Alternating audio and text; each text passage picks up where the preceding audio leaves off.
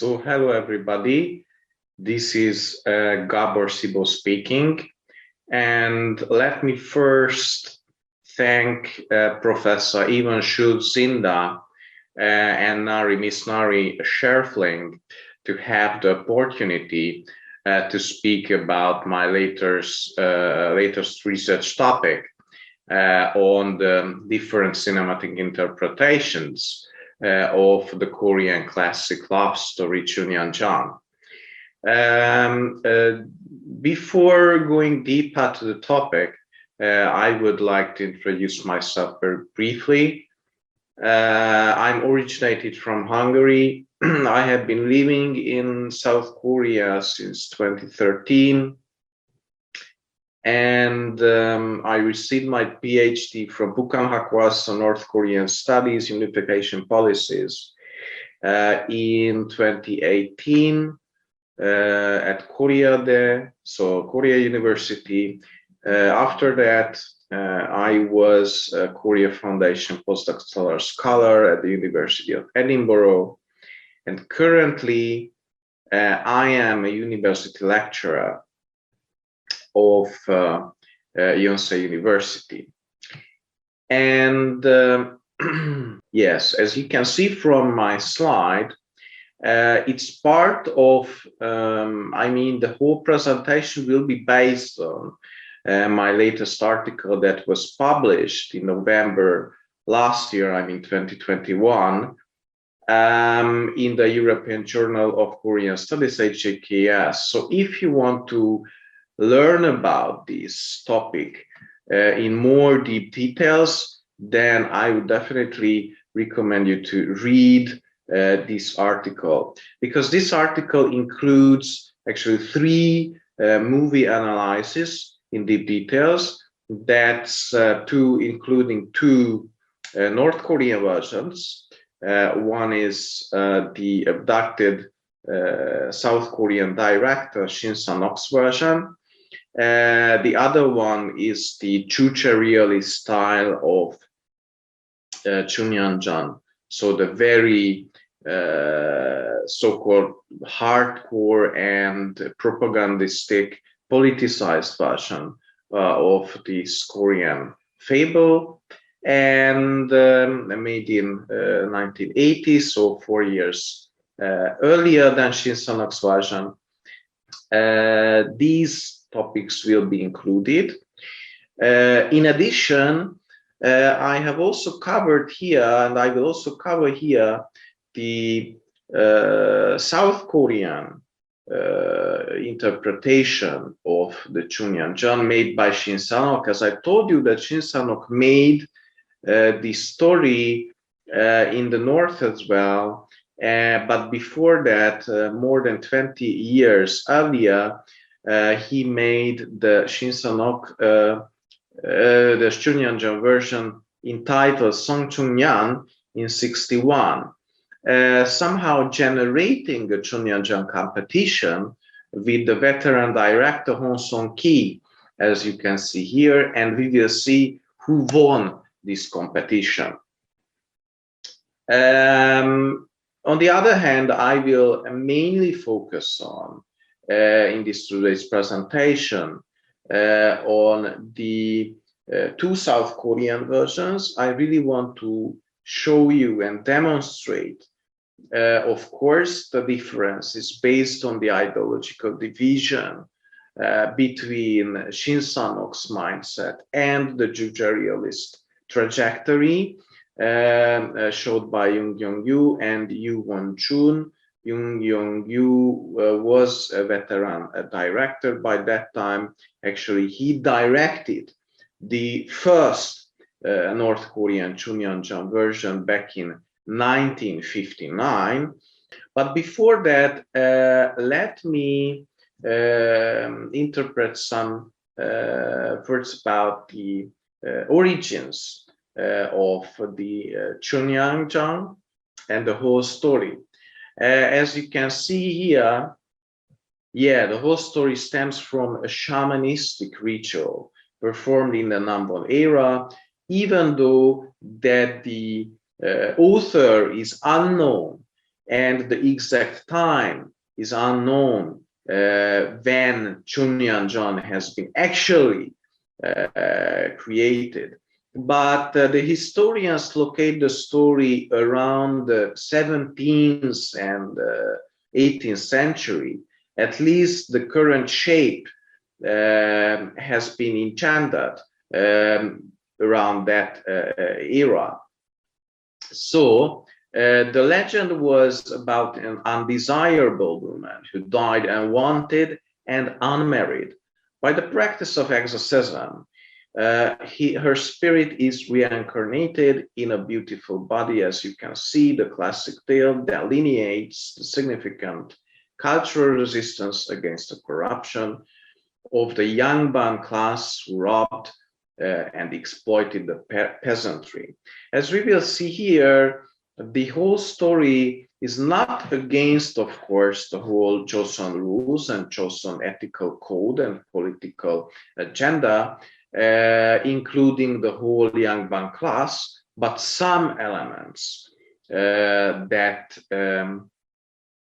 were somehow unfair for the commoners, so for the low class. As I told you that the whole story as author is unknown, and until nowadays, this is the most popular and most famous love story, I mean traditional love story on the whole Korean peninsula, regardless of which part the Koreans live. So North Koreans know the story by heart, the same way like the southern ones. Actually, the first Ch'unhyang versions were performed in Pansori style, so in Changguk. So you can see here that the story was not just about the love story of Song Joong-yeon and Lee Myung-yong, but also it symbolized somehow the Minjoksång and the Koreanness, so the ethno-nationalism of the whole Korean nation. So it's kind of part of the Korean identity, if I can say that.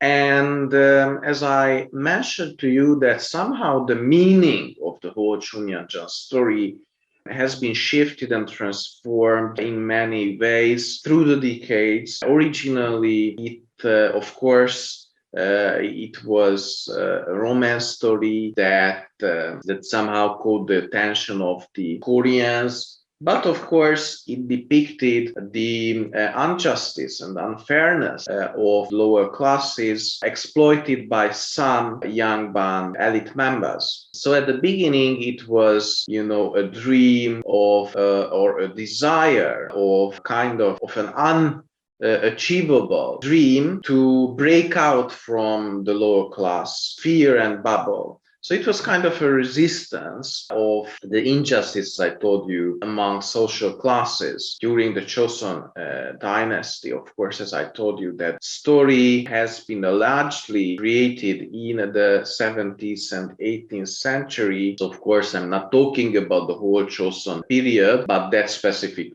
parts. And later on, during the colonial era of the Imperial Japan, the story started to mean the national resistance of the whole Korean nation. And even young Korean filmmakers found not just this story, but in general, Korean classic stories as kind of a weapon, and to use these narratives to fight against the Japanese suppressors. And the body of Ch'unhyang in itself, I mean the tormented body, started to emphasize and symbolize the post-colonial status of Korea later on.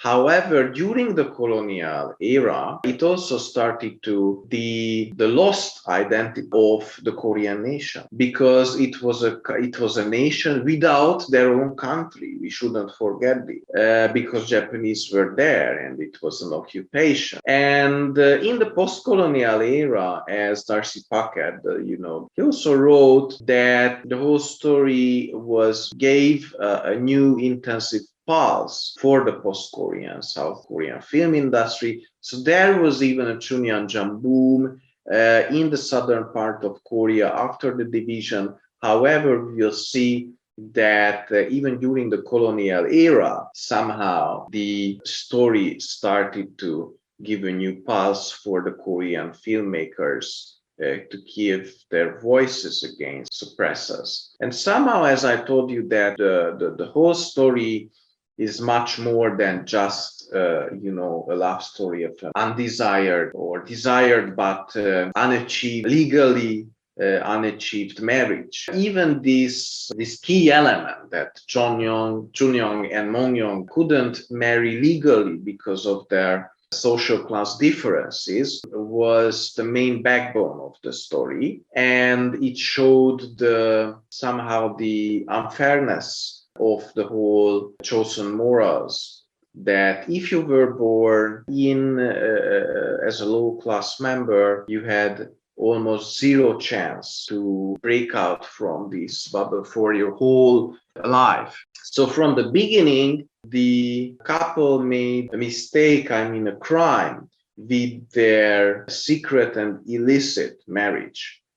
But not just Ch'unhyang and Mongyong violate the rules of the period, but you can see here Pyeonhak-do, of course, he's the antagonist of this, the main foe of the whole story. And it's a fact that, of course, he exploits the peasantry. Hak-do has been yearning for Ch'unhyang, making her concubine, which was also, very illicit somehow in a way. Volme made two mistakes. She also violated the rules of the age, the ethical code of the age. First, she hid the couple's marriage. And the second serious criminal act was that she not just hid, but she hid Ch'unhyang in the house, but she made a bribery. She bribed the guards of Hak-do by makgeolli. She gave them makgeolli first. Of course, later on, Ch'unhyang has been imprisoned, but a woman tried to bribe the guards, which was also, of course, a crime. Pangcha and Hyangtan, so the two servants, the personal maid of Ch'unhyang, Hyangtan, and Pangcha, the personal servant of Myeongyong, also concealed their master's romance. So you can see here that every character in the whole story violated the chosen morals. Somehow the whole story is a rebellion against the principal moral code of the chosen morals, because everybody makes their own mistakes in the whole story.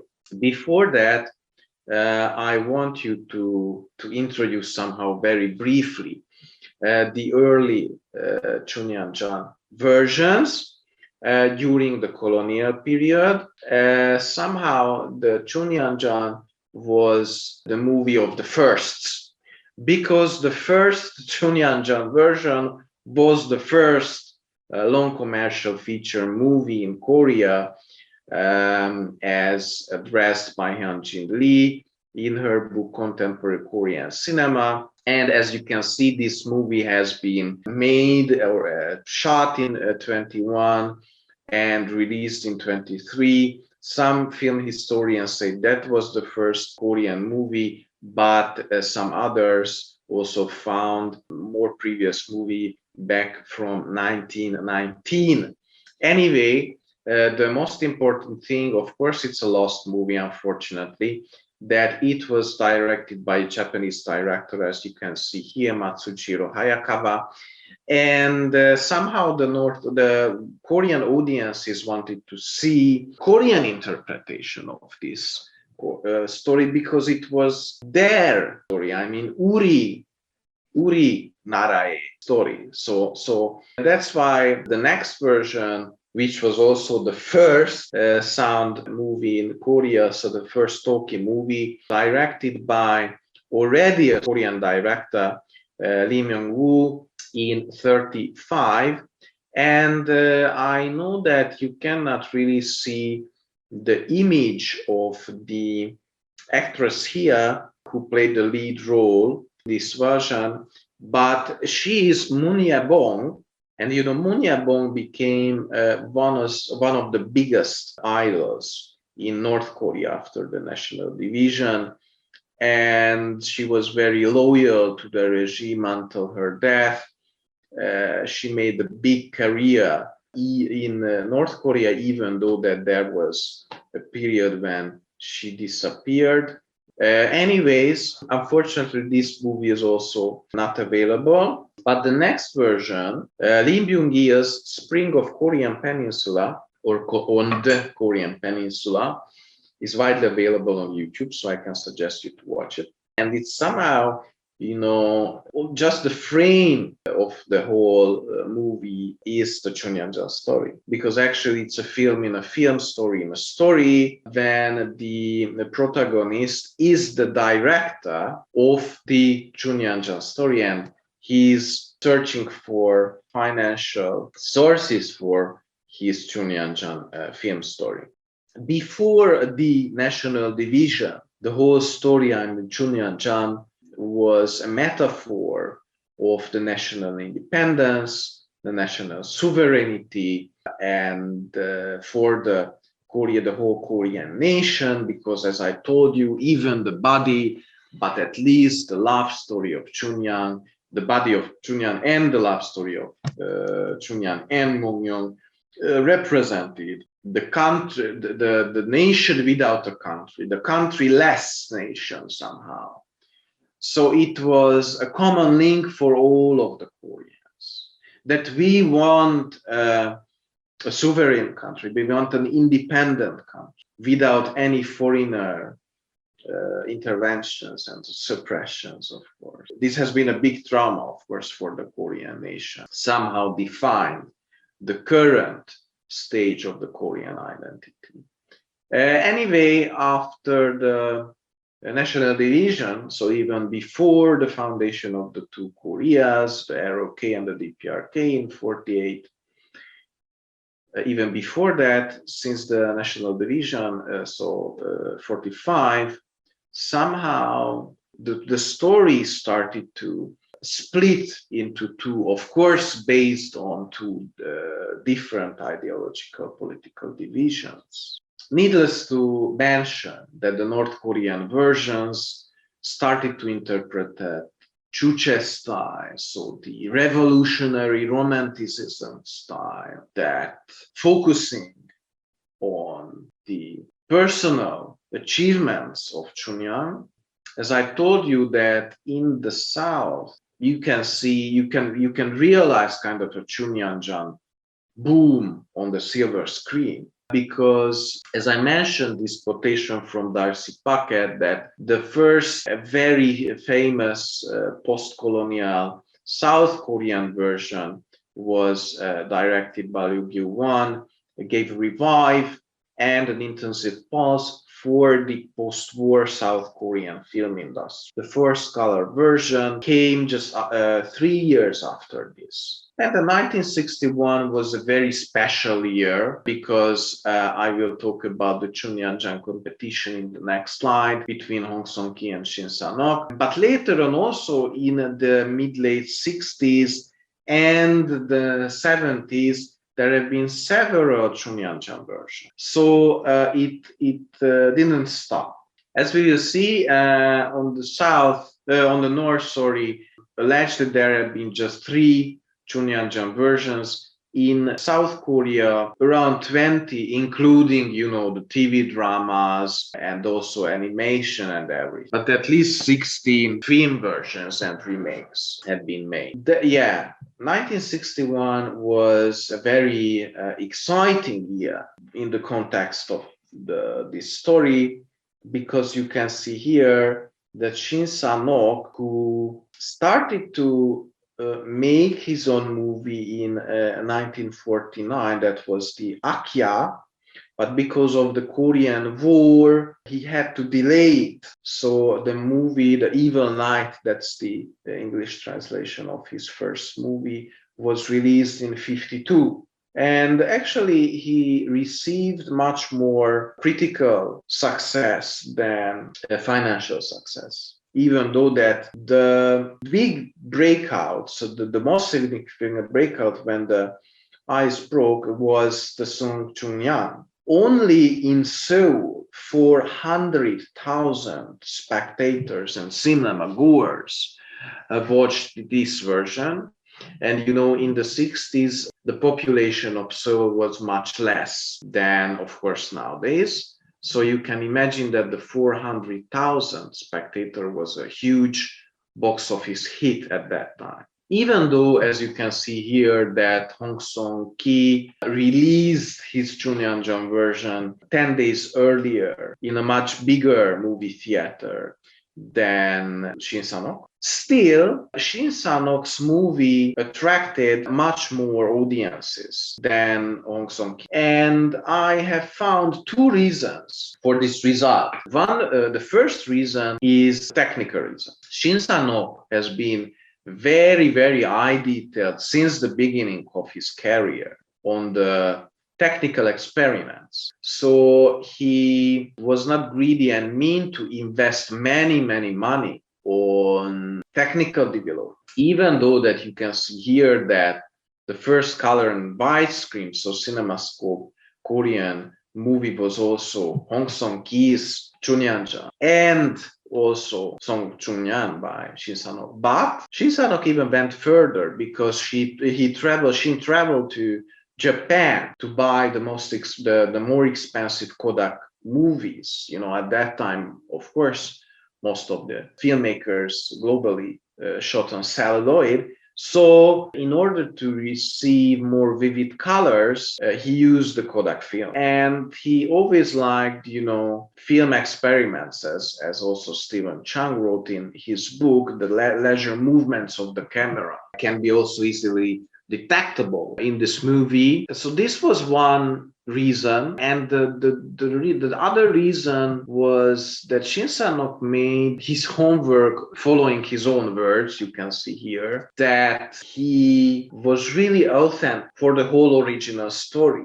And let's go to the North Korean interpretations. As I told you, film historians just know 3 North Korean interpretations. Unfortunately, the first one, which was awarded for its cinematography at the Moscow International Film Festival in 1959, is not available. Anyway, Jung Ryong-yu was the director at that time, and actually he was the co-director of the second version as well, as I told you. And largely, I found some articles in Chosun Yonhwa and in other sources about the reaction of the tale of Ch'unhyang, and some Japanese spectators who had the chance to see this movie. They also mentioned that this movie was less politicized than assumed. So it focused much more on the romance of Ch'unhyang. So it insisted on the original romance of the two of the young couple, rather than just canonizing the dogmatic elements of Judaism and socialism. But before going into deep details on the North Korean version, I would like to mention some words about the North Korean love interpretation. As Brian Myers wrote about the romance, and he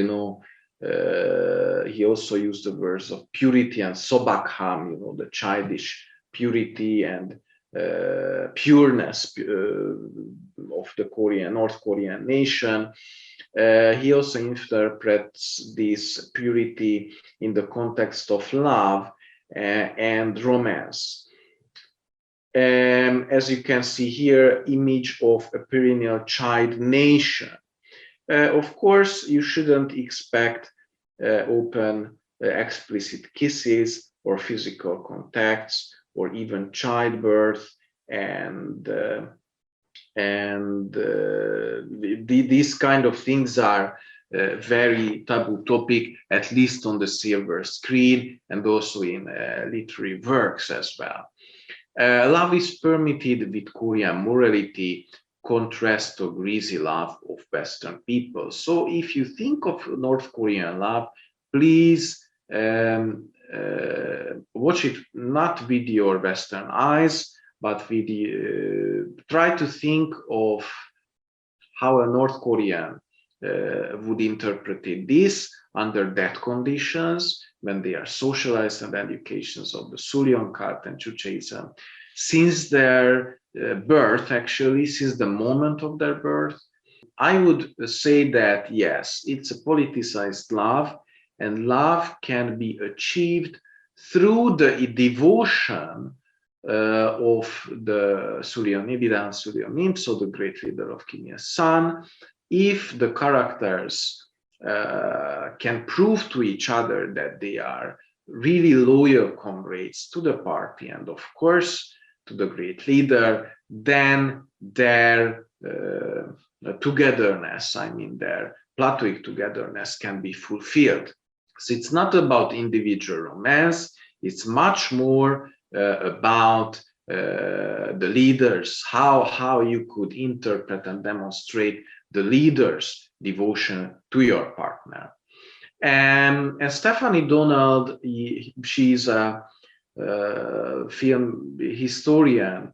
She included the leader's gaze or socialist realist gaze when she wrote about Chinese revolutionary movie in her book Public Secrets, Public Spaces. She also mentioned that the leader as a group ideal can easily replace the character of the hero as the primary object of identification.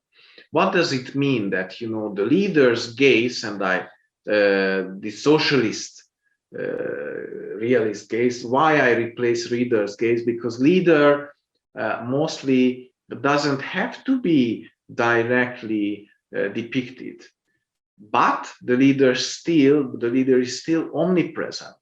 So it's everywhere. It's like a God type, even though that we cannot see even in statues and in North Korean movies. Very rarely we can see Kim Il-sung portraits or statues. I mean, very directly. Of course, on the portraits, we can see in the background. And there are some exceptional films that about the biographies. So there are some Kim Il-sung biopics, of course, but generally the leaders cannot be directly shown in order to feel that they are here around us and with us. It's like, yeah, it's like a religious thing that the God doesn't have to be, and we cannot really portray how he or she look like. And actually the gender question is also very important, because Kim Il-sung in this way is a genderless, a gender-free entity for the whole Korean nation. Then the socialist realist gaze happens on the silver screen. We can see an off-screen space rather than a defined diegetic object signaling the leader's political consciousness. And these parts gave the audience not just the manifestation, but it's the kind of political climax. It's what Stephanie Donald called an ecstatic communion. So it's an ecstasy for the audiences. And that's why these parts, when the protagonists mainly thank and glorify the leaders, they happen at the end of the movies, mostly. They give us, I mean, the viewers and spectators, the moral messages of the whole story. And of course, the main moral message all the time, that we are a prosperous country. Of course, we shouldn't be envy to anybody else because we have everything. thank, and that's the most important, thank to the great leader. And Sonia Ryang also interpreted the North Korean love and romance from a different, but not that different, very similar perspective. That she wrote that the characters recognize each other, human worth, by the authenticity of the loyalty shown to the sovereign leader. As I told you before, if you don't show your obedience, your unconditional obedience, and unconditional loyalty to the party and the leader, then there is no love. Then no love. Without this quality, no one in North Korea is worthy to love or even to live, as Professor Yang interpreted in her work Biopics of North Korean love. And somehow Shin picture departed from this very ordinary perspective. I mean, the standard perspective is mainstream perspective from the original North Korean romance narratives. So Shin visualized in Saran Saran Ne Saran a love in a relatively free and open way. The romance is depicted from a close distance with mutual and requited gazes and also direct physical contacts. And the human emotions are depicted in Shin's movies, but in his North Korean Ch'unhyang version in a much more individualistic way. I just want to emphasize the standards, so the mainstream North Korean romance narratives, when we can see here in 3 different movies that the love is much more modest and a conservative way, keeping the distance from each other. I mean, the characters, even a tree is in the middle of the frame, so and we cannot see mutual gazes. So the male gaze is always unrequited and is not focusing on the couple's individual romance, but the revolutionary role of Ch'unhyang in the case of the Ch'unhyang version. The romance in mainstream North Korean films is mainly political, impersonal, and gender-free. So sexual, not like in Shin Sang-ok's version, and mostly they are illustrated by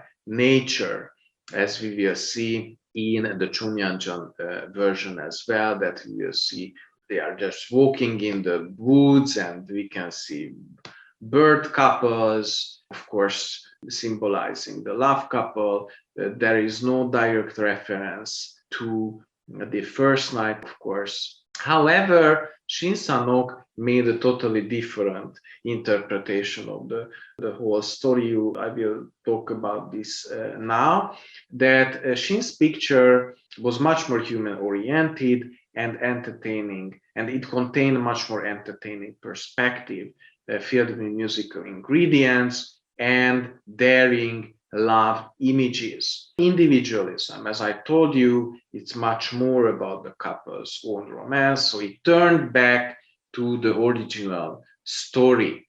So it's their story, the story of Mong Yong-ri and Chung Yang-jeon, rather than the previous North Korean version.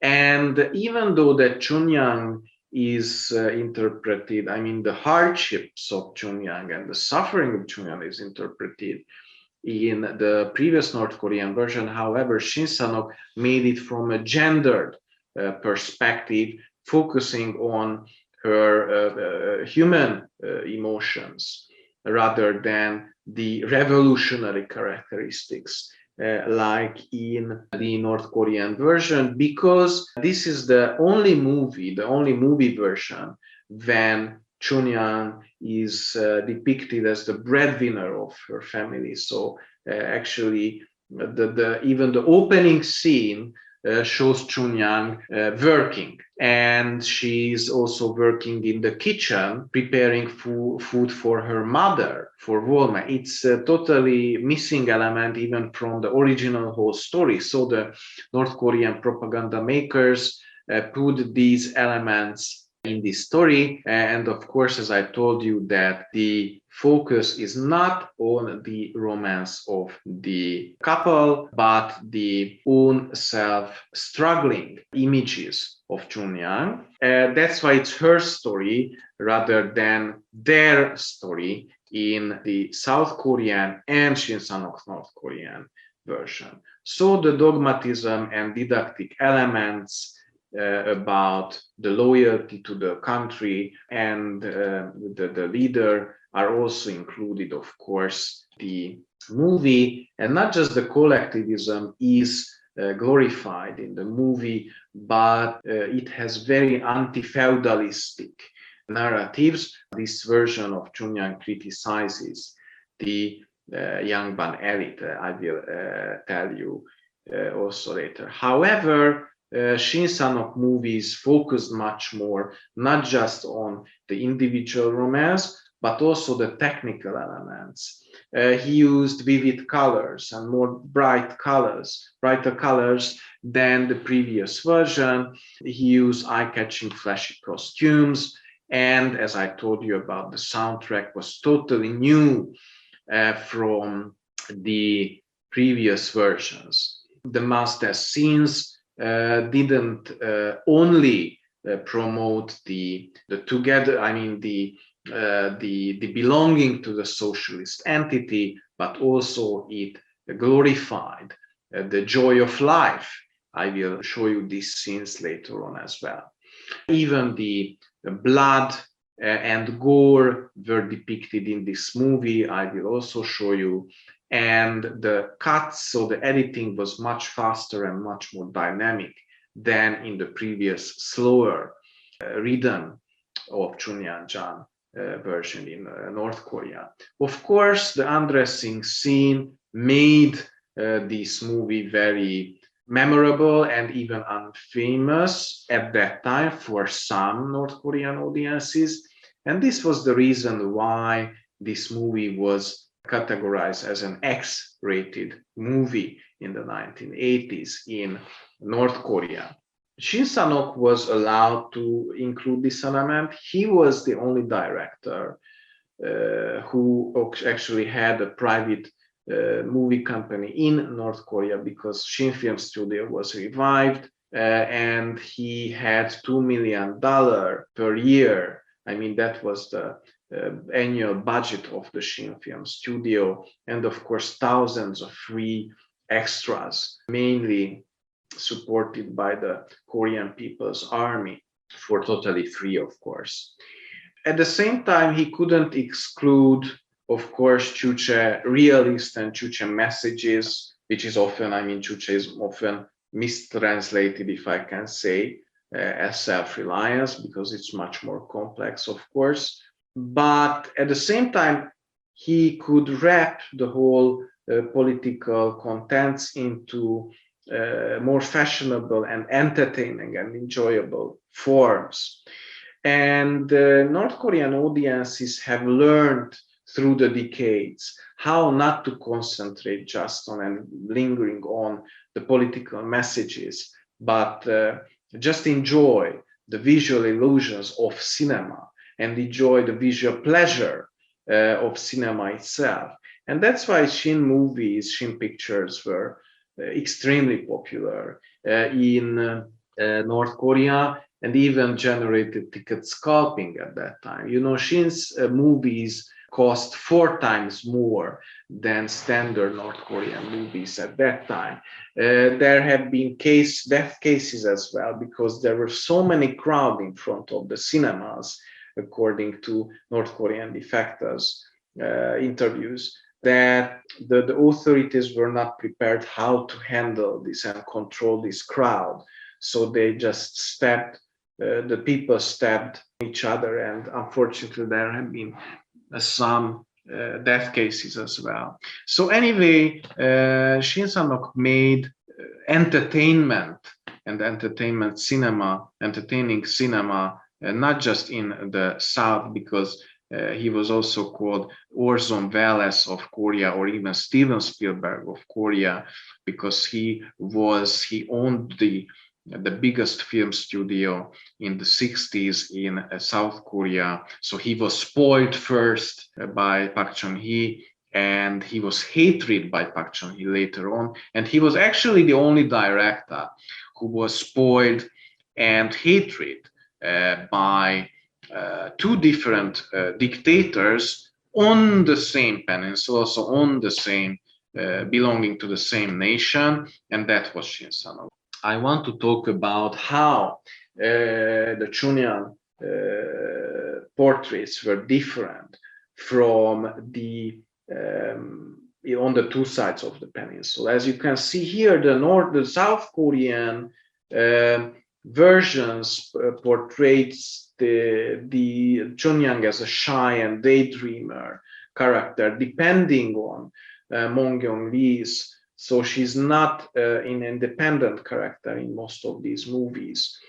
At the same time, as I told you, it's much more about an individual romance of the two characters. However, she's subordinated by Minjoksång, not like the North Korean Ch'unhyang, because she is a strong and independent character. She's much stronger than Minjoksång. Minjoksång in the North Korean version, I'm talking about the 1980 version, is just the shadow of Ch'unhyang. So somehow Ch'unhyang is the main character of this story. And as I told you, she's depicted as the diligent worker and breadwinner. She's the archetypical Juche realist character, revolutionary heroine. Her main inner struggles and political struggles are more focused than the two characters' romance. So it's much more a politicized love, and it criticizes the whole Yangbang class, not like the South Korean version, because the South Korean versions only criticize Hakto and, of course, his inner circle, but not the whole Yangbang class. So he didn't criticize the kingdom, for example, or the royal entity of the Korean peninsula. Even Minjoksång's father, who is also a Yangbang, or Ch'unhyang's father, who is also a Yangbang, even though that he passed away. Minjoksång's father has been praised many times in the South Korean version. Or in the Saran Saran Ne Saran, there is a rare moment when Ch'unhyang visits her father's grave. This is the only version that shows this element, also emphasizing Ch'unhyang's noble class. As expected, of course, the South Korean versions refer much more directly to the sexual scenes and the including the longing gaze of the man and objectification of the female character and even her body. It's much more apolitical. It insists much more to the original story. What are the main differences between Shin Sang-ok's North Korean version and Jung's North Korean version?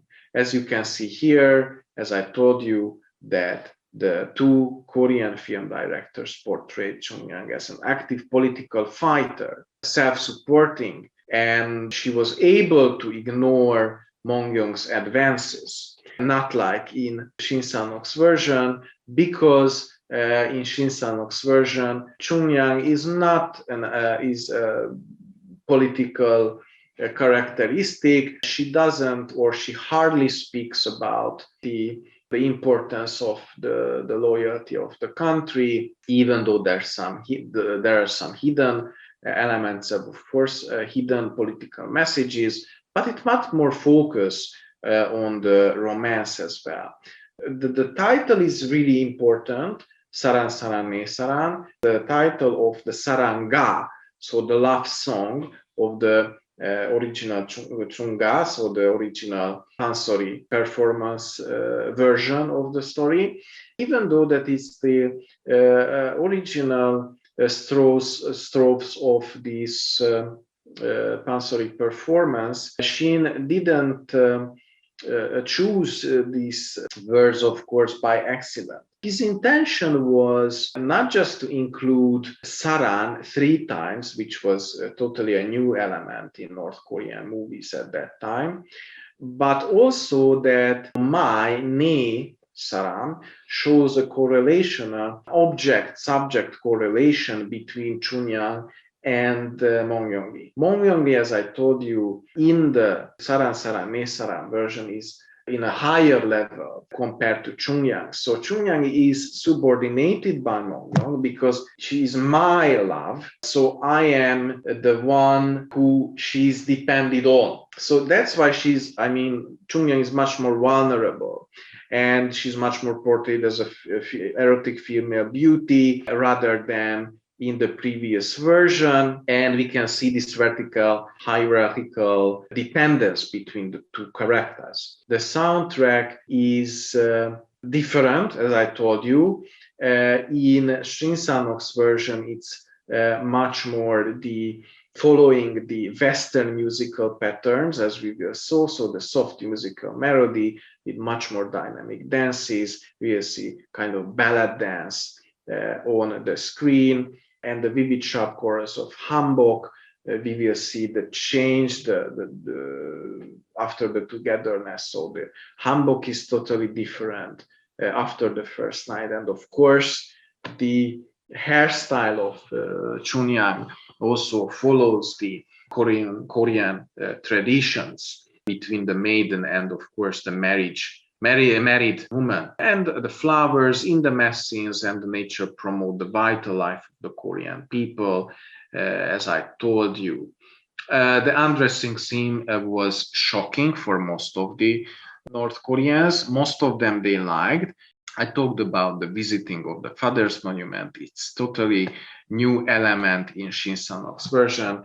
And as you can see here about the image of love or depiction of love, in the 2 versions are totally different, why the 2 characters are totally separated, and we cannot see, we can see unrequited gazes, and the love is depicted also by nature elements. Here in the Shin realism style, we can see direct body contacts and physical contacts, hugging and undressing. As I told you that you can see the male gaze are unrequited in the previous North Korean version, while it became a mutual gaze in Shin Sang-ok's version.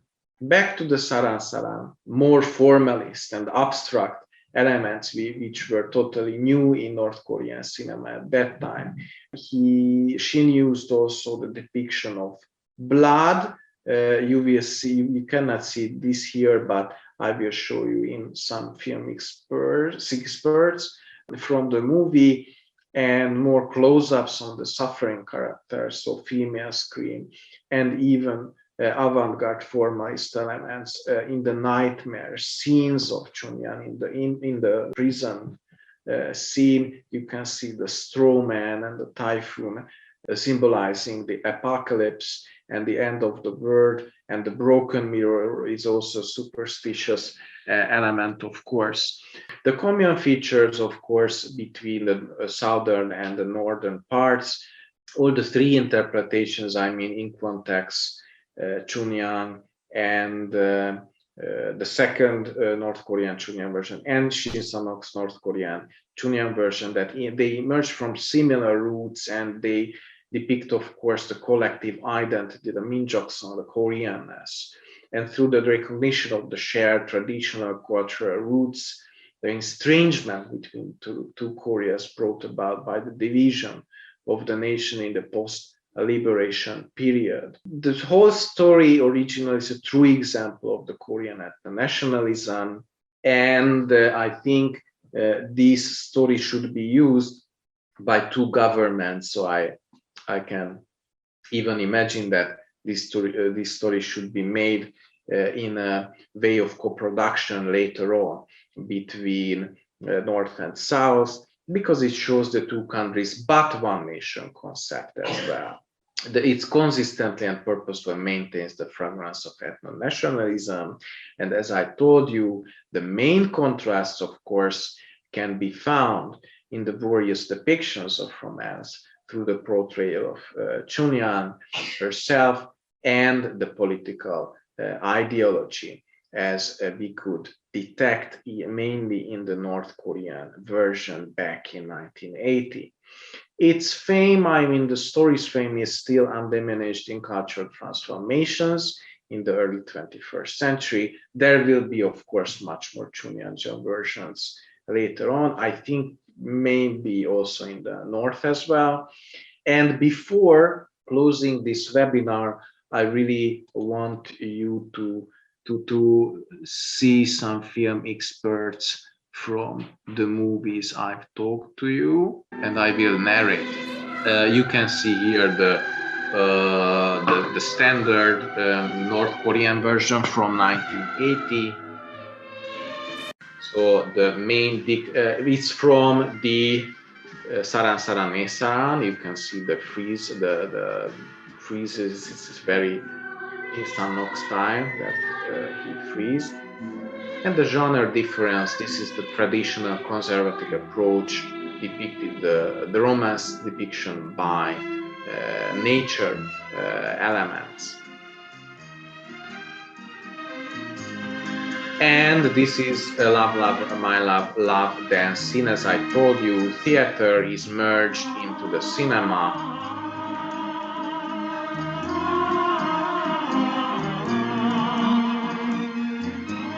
I hope that you can also hear the sound. And yeah, painting and dance and cinema were merged into one. The style of music is different, as you can see. It's a typical stanzaic forms following the revolutionary opera style, while the Saran Saran Ne Saran is a westernized pop song.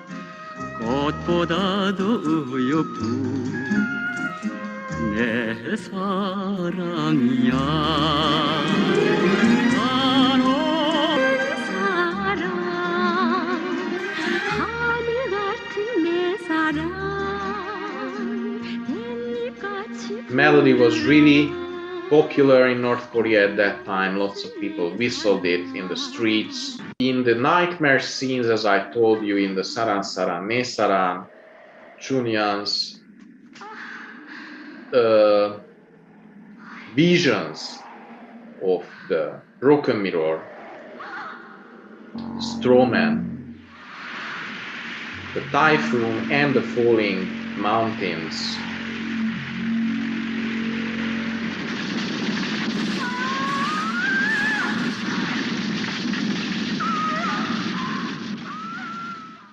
And as I told you, also the mass dance scenes have been depicted with very bright images, with bright costumes and vivid costumes, promoting the vital joy of life and the Korean tradition. It's already... Yeah, and this you can see the stark contrast with the previous Ch'unhyang version with very plain hanbok style, so the gray and white hanbok style, and even you can see the characters are located very different places, I would put. But the blood and gore, as you can see here, has been also depicted in Shin Sang-nok's version and in also in Shin Sang-nok movies, which was totally new element. The slow motion has been also consistently used, coupled with sound distortions. And the depiction of romance, as I told you, it's much more about Ch'unhyang's story. It's a much more modest and conservative style. No physical contact. Much cuter somehow in a way. No reference to the first night, and we can see the images of nature.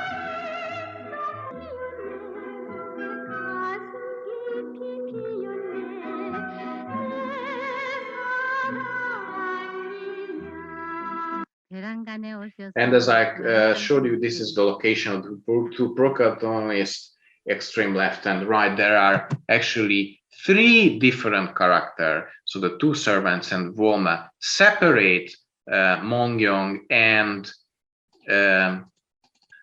so you can see three different characters separate the young couple. This is the very famous or infamous undressing scene. North Koreans remember that. With the female moaning. And after the togetherness, this is the love dance, as I told you, with the mutual gaze.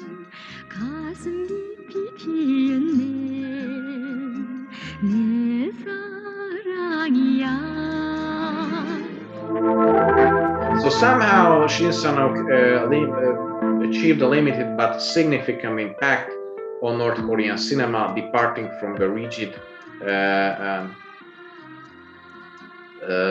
narratives and creating entertaining cinema by his film techniques. And actually, his film techniques.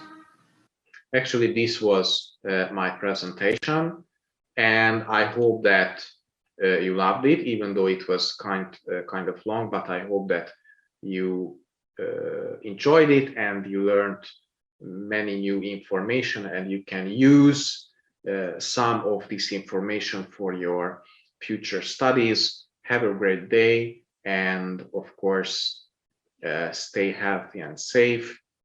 See you maybe next time in person.